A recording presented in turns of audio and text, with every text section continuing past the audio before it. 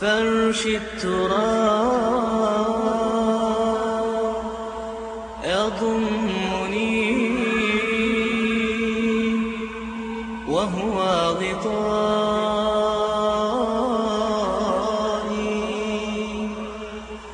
حول الرمال تلفني بل من ورائي.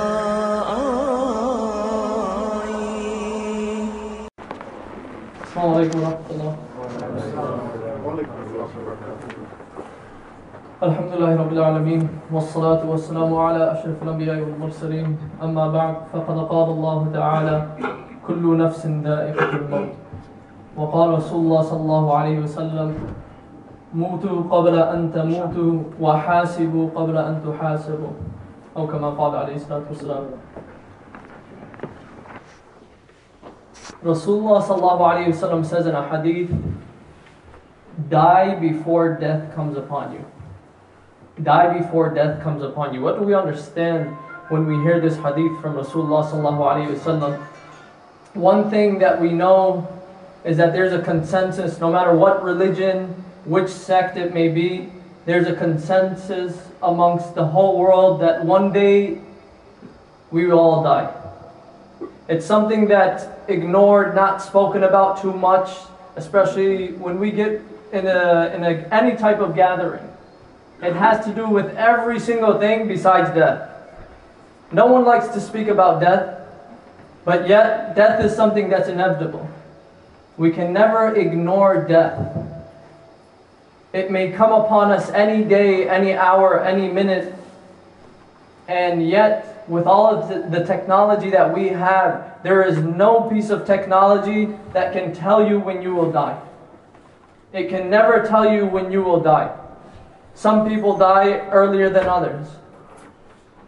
No piece of technology can tell you when a child will die. How old will he grow up to be? How old will I grow up to be? How old will you grow up to be?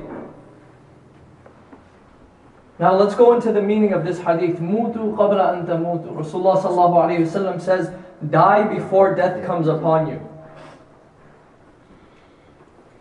Rasulullah sallallahu alayhi wa sallam is telling us that one day we will die. There will be a day that death will come upon us, but we don't know when death will come upon us. And if we live this life with negligence, and death were to come upon us in such a state where we are not practicing the sunnah of Rasulullah sallallahu alayhi wa sallam, we are not obeying the commands of Allah subhanahu wa ta'ala, and we are made to stand before Allah subhanahu wa ta'ala, what would our regrets be at that time, at that moment? Would we be in a happy situation? Would we be in a fearful situation? What would your situation be? Everyone can think to themselves, if I were to die right at this moment, would I be happy that I died in this situation that I'm in? Every moment in your life, this is something to always stop you from doing that which is against the sunnah, from doing that which is against the Quran of Allah subhanahu wa ta'ala. Before any action, do I want to die doing this action? Would I like to present myself before Allah subhanahu wa ta'ala and die while doing this action? This is exactly why Rasulullah sallallahu alayhi wa sallam says, "Mutu qabla an tamutu." Die before death comes upon you. Yani, before death actually comes upon you, kill your nafs, your desires, your inclination towards those things which those things which are lustful. We have desires. We love wealth. We love luxury. Now Rasulullah sallallahu alayhi wa sallam is telling us that there is a limit to these things. In order for us to prepare for the akhirah, we have to actually take the courage to stop ourselves from fulfilling it 100%. Because fulfilling it 100% in this dunya is not the main concern, is not the point of this life. The second meaning the ulama give of this hadith is that before death comes upon you, be alert, be aware, and visualize death.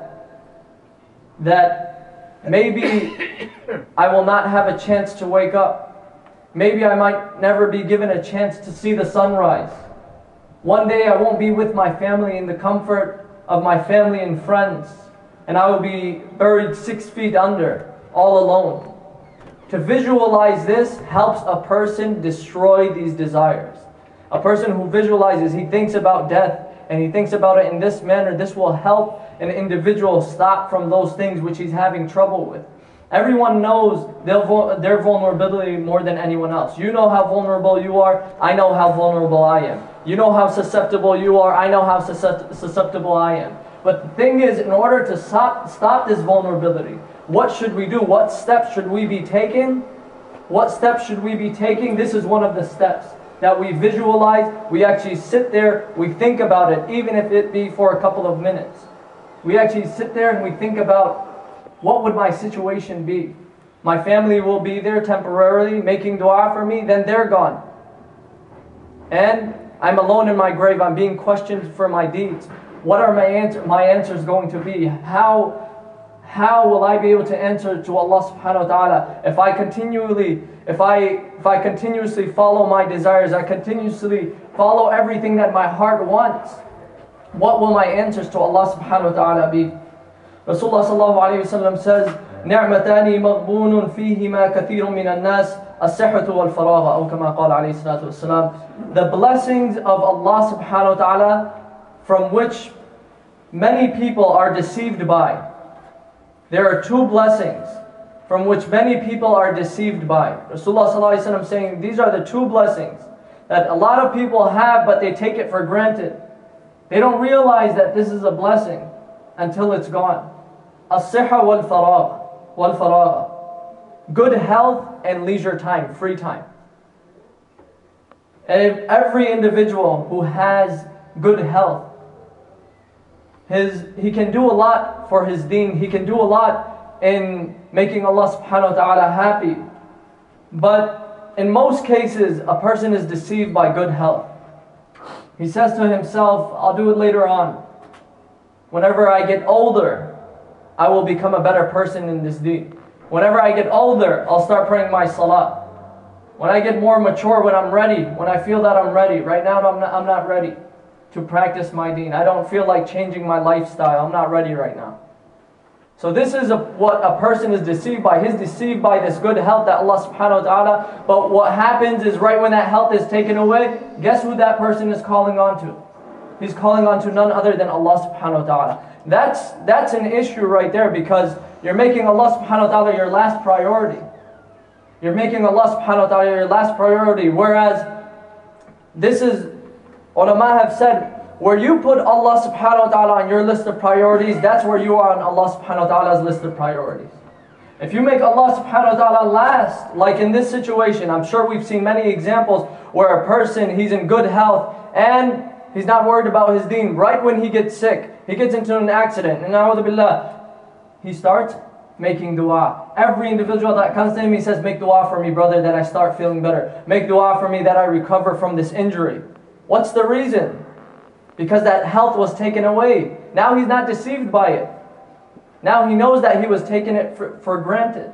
So before it is taken away, we should be the ones that are taking advantage of it. Praying to Allah subhanahu wa ta'ala. Thanking Allah subhanahu wa ta'ala. In any way or manner. This is the main thing that Rasulullah sallallahu alayhi wa sallam is speaking to us about. And this is one of the main diseases amongst this ummah. The next one is probably the disease that is spread throughout the whole entire world, not only with the elders, but with the youth.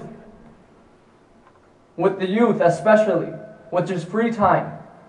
Killing a lot of time. Rasulullah sallallahu alayhi wa sallam says this is a ni'mah, this is a blessing that you're deceived by. Having free time. We have laptops, we have smartphones, we have all of these apps that we download. And in comparison to the apps which have to do with reading hadith or reading Quran, having games is more important. Having any type of thing which attracts you is more important than using that smartphone or using that laptop for your deen. How many people actually have a laptop that use it for besides work, putting work aside? Any individual with a laptop, how many people have used it for a good cause? And how many people are using it for social media? How many people are using it for Facebook, YouTube? These are the main websites. People are going on spending hours and hours and hours. Rasulullah sallallahu alaihi wasallam is telling us more than 1400 years, 1430. He's telling us 1436 years ago that this is a problem. We're being deceived by, number one, our health, and the second one, our free time. We fool ourselves, and sometimes what happens with us, the parents and the children, is that we look at the clock, we see that salah time has come in, and we're on the web, so we delay it about half an hour. We say, oh, it's okay, I have another hour for salah. Then you delay it even more, you find something else interesting on the web. Then you delay another 10 minutes. Then you find something else more interesting. You delay another 20 minutes. Oh, it's okay, I have 20 more minutes.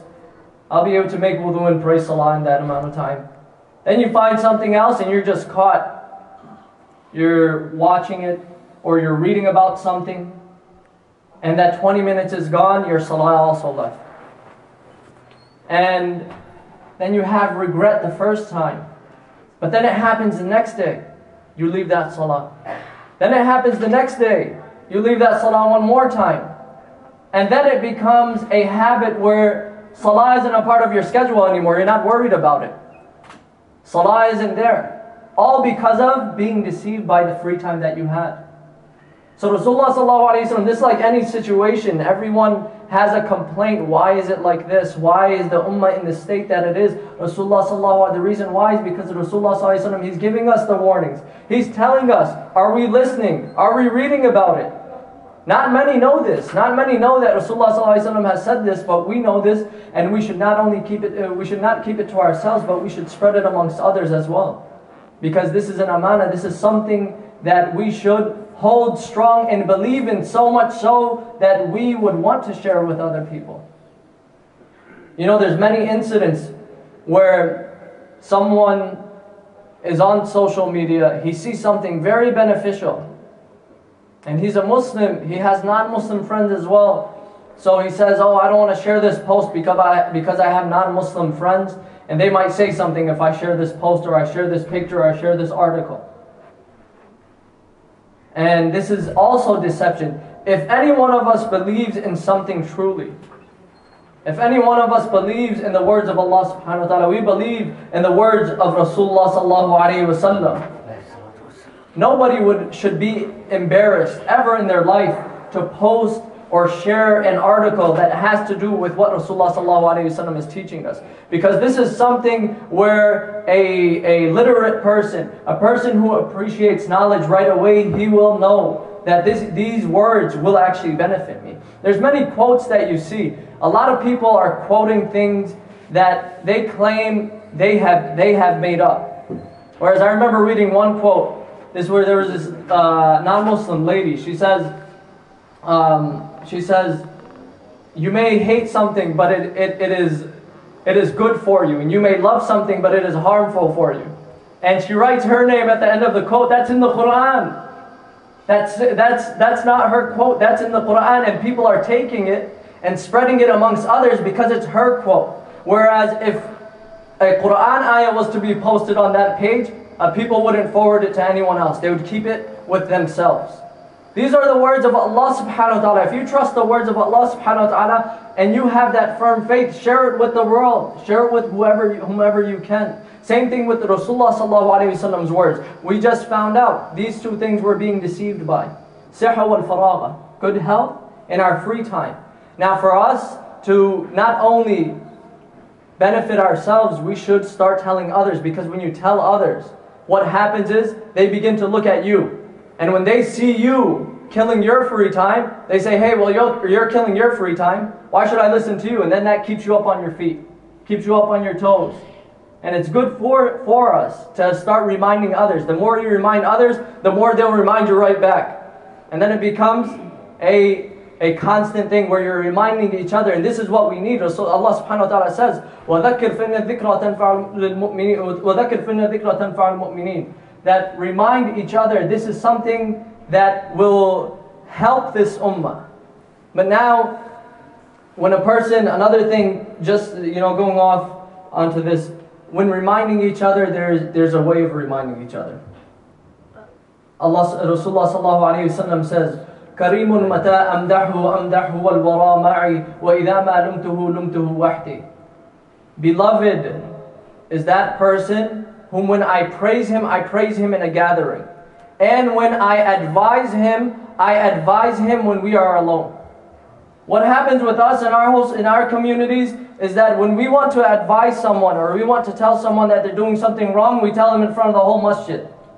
That's not the way to advise a brother. That's not the way to advise someone that they are doing something against sunnah or they're doing something wrong. The way to advise him, taking him into a corner or calling him on the phone and speaking to him in a polite manner, because you are telling him to follow the sunnah of Rasulullah sallallahu alaihi wasallam, whereas you yourself are not following the sunnah of Rasulullah sallallahu alaihi wasallam to advise a person. Leaving one sunnah for another. That's not what we're taught to do. We are taught to keep every sunnah in our lives of Rasulullah sallallahu alaihi wasallam. So, going back to this disease of taking our health for granted, a time comes in our lives where we become so weak that we can't prostrate anymore before Allah subhanahu wa ta'ala. A person has to get surgery and he can't go into ruku, he can't go into sajda. And their only wish throughout their lives is that I wish I can do ruku. I wish I could go into sajda.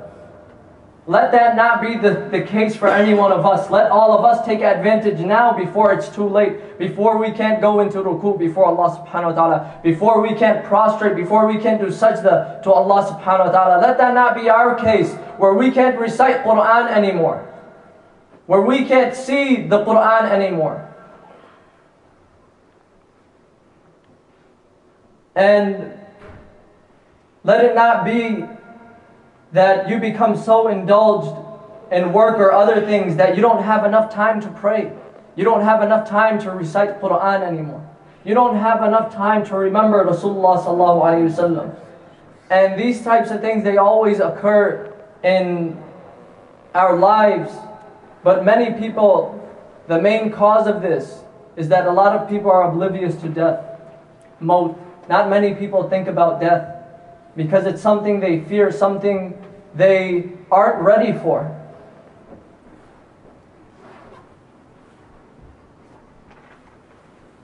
Hazrat Bahlul rahmatullahi alayhi, there's an incident of Hazrat Bahlul. He was a very wise man at the time of Haroon Rashid.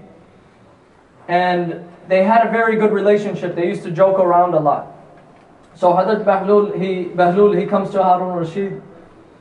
And he used to say things that were full of wisdom.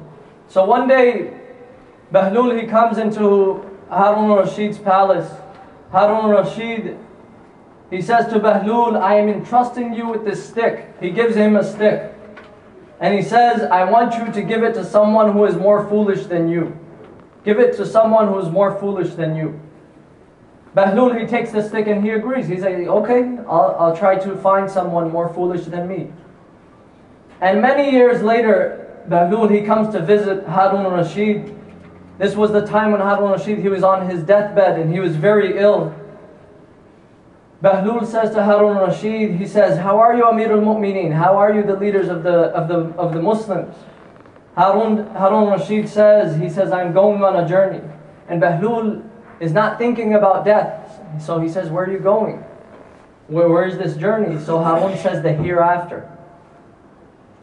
Bahlul says, that's a very long journey. Have you sent any armies ahead? Have you sent any luxuries ahead of you to make your journey comfortable? Haroon Rashid says, what are you talking about? No one comes on that journey. No armies, no luxuries, nothing. And Bahlul replies, he says, it's a very long journey, and anytime you would go on a shorter journey than this, you would dispatch armies and a lot of luxuries so that the journey could be very comfortable for you. So Bahlul says to Haroon Rashid, he says, your stick you have entrusted me with has been with me for years. And I've searched far and wide to give this stick to somebody. I couldn't find anyone. But now I can hand it to you. Mahlul says, now I can hand it to you.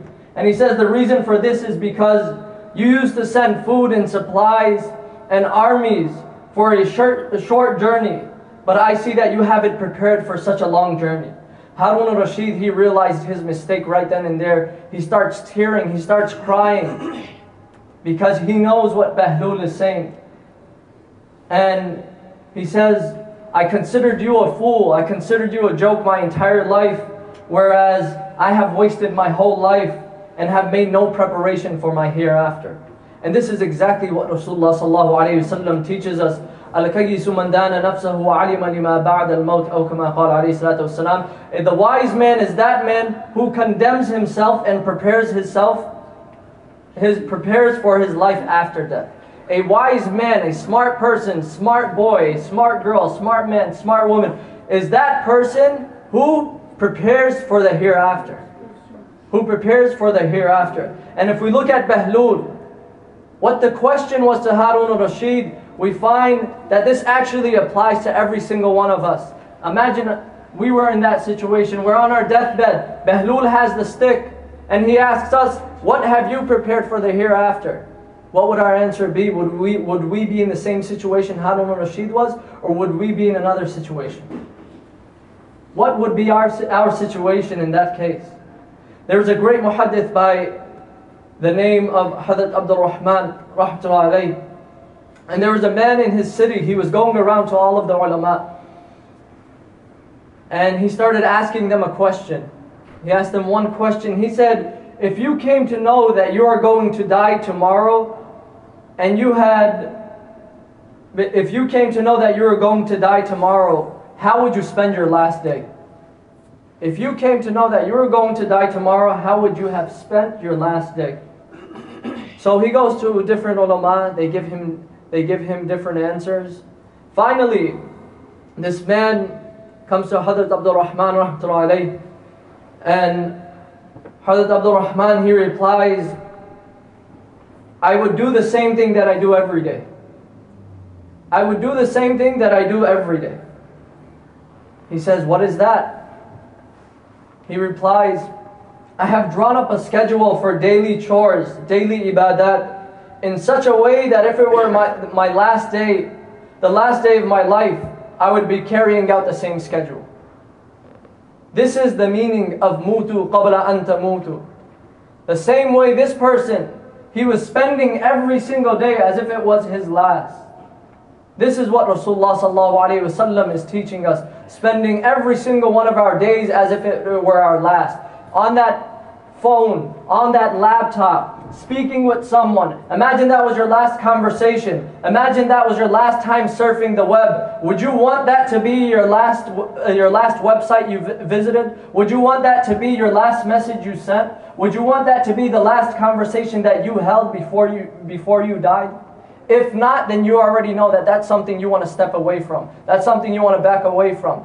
Would you want that to be the last gathering, the last invitation you accepted? If not, then right away you should know that that's something you want to stay away from. Would that friend be the last friend that you want to spend your day with? If you had one day left, would that be the friend that you want to spend that last day with? If not, then right away back out. You already know that it doesn't have any benefit for you in the akhirah. This is the way that we always have to remind ourselves when we're in that type of situation. Sometimes it's not easy. We all have nafs. Allah subhanahu wa ta'ala has made the insan weak, but yet He has given us knowledge. He has spoken to us about Rasulullah. He has spoken to us about how we should control ourselves. And He has sent down Rasulullah sallallahu alaihi wasallam to teach us on how to control ourselves. One of the ways is to always think about death no matter what your situation is.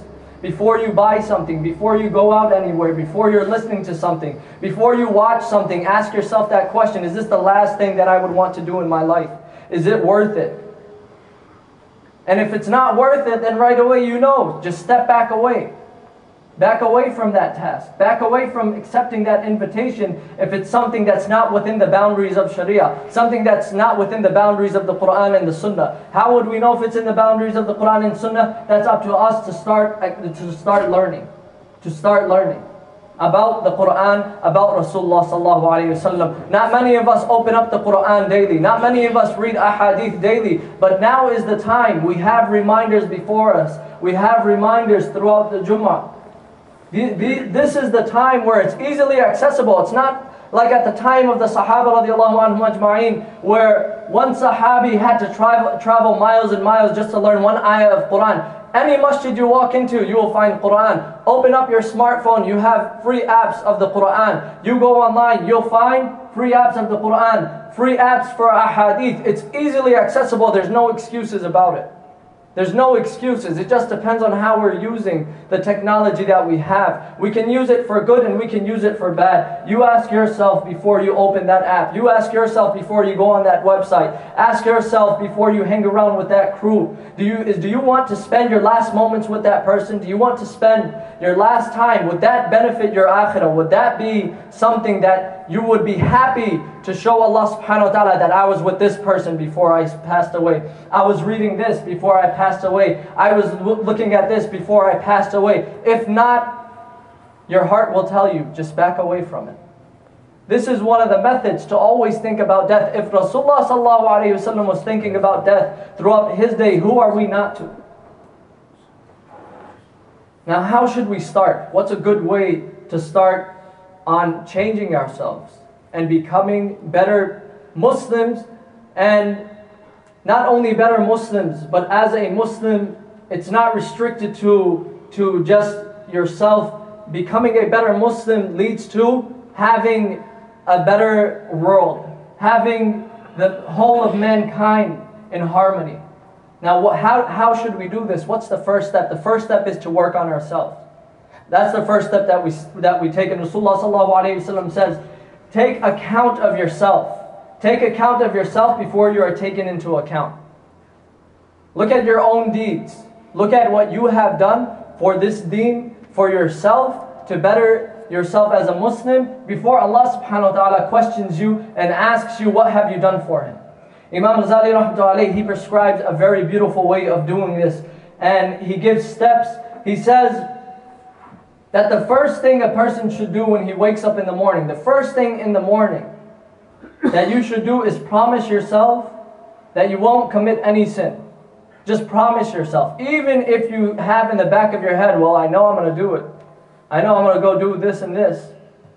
Even if you know in the back of your head, because nobody knows if they will live until that next hour. Nobody knows if they'll live until that next minute. So in reality, you really don't know, because not everyone knows when they will die. So he says, the first things first. You promise yourself you won't commit any sin. Right when you wake up in the morning, you open your eyes, you promise yourself you won't commit any sin, and whatever obligations you have upon you that Allah subhanahu wa ta'ala has obligated you for, you say, I will fulfill them. Promise yourself this. And another thing is that you say to yourself, and if I fail to do so, and I don't carry out this obligation, I will pay for it. So first things first, you make a promise to yourself, I won't commit any sin, and any obligation upon me that Allah subhanahu wa ta'ala has commanded me to do, I will try my best to carry out that obligation. Make this promise. Secondly, before walking to school or going to work or driving to school, you start thinking about what you're doing at your job or at school. Is it something that you are pleasing Allah subhanahu wa ta'ala or displeasing Allah subhanahu wa ta'ala? And this all comes back to the intention, to the niyyah. Because your job, you can either be rewarded for it or you can have no reward. Rasulullah sallallahu alaihi wasallam says, إِنَّمَا الْأَعْمَالُ بِالنِّيَّاتِ أو كما قال عليه الصلاة والسلام. All actions are dependent on their intention. If you have a good intention, Rasulullah sallallahu alaihi wasallam says, earn for your family. And if you are doing it with that intention that you're earning for your family, you get rewarded. The whole 8-hour shift, or however long your shift may be. You are doing it to practice the sunnah of Rasulullah sallallahu alaihi wasallam, to earn for your well-being, for your family's well-being. Guess what? You're being rewarded for it. But now you have to look at the job that you are doing. Is it within the boundaries of Sharia? That is also something to look at. Is it something against the Quran and Sunnah? Is it something within the boundaries of the Quran and Sunnah? Going to school.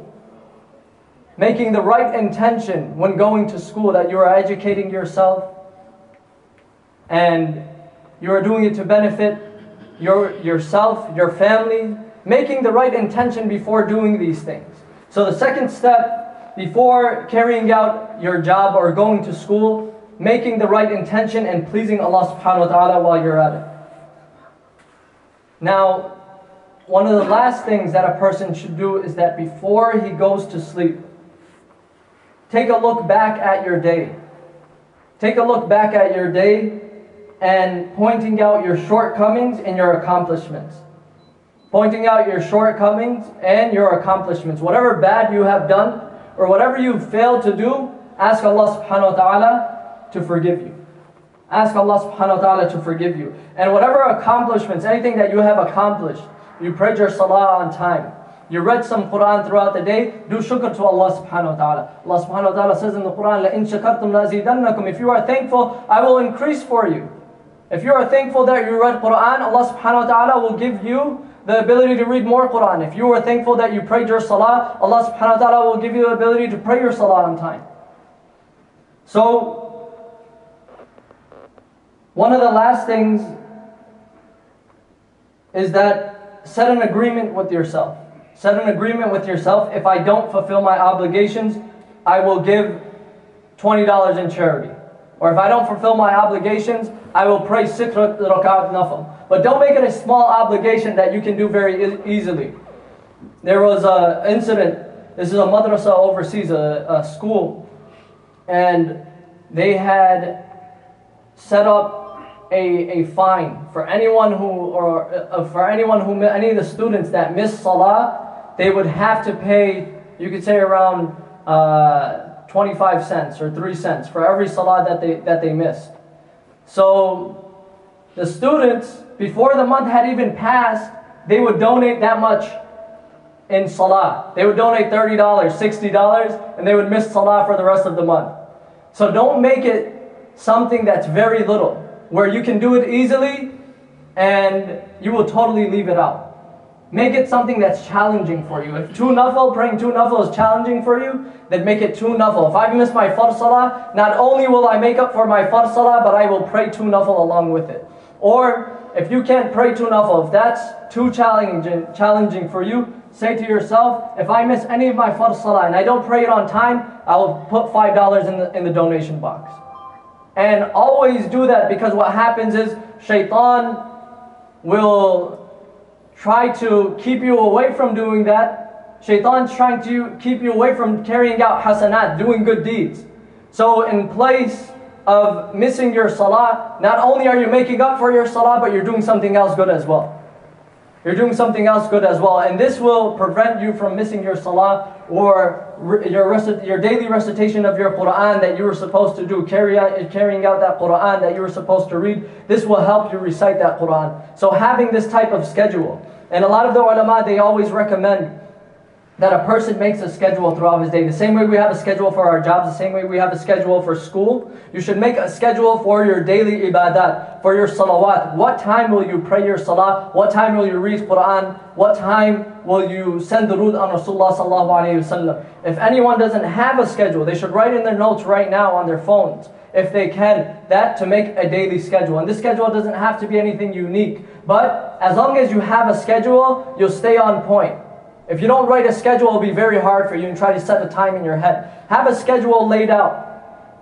It's an effort, but it's worth the effort, because the outcome, you will see that you will start to increase in your a'mal, you will start to increase in your good deeds. Write a schedule with all of your salawat, 30 days throughout the month.